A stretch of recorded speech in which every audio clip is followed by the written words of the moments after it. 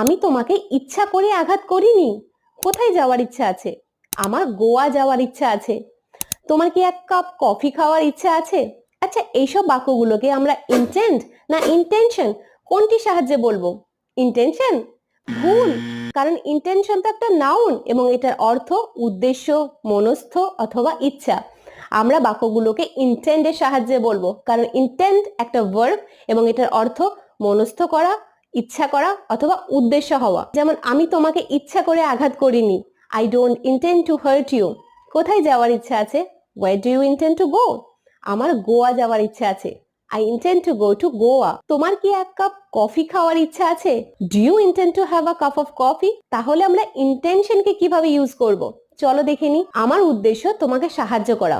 My intention is to help you. তার মিথ্যে কথা বলার কোনো উদ্দেশ্য ছিল না। She had no intention of lying. এই বাক্যটিতে কি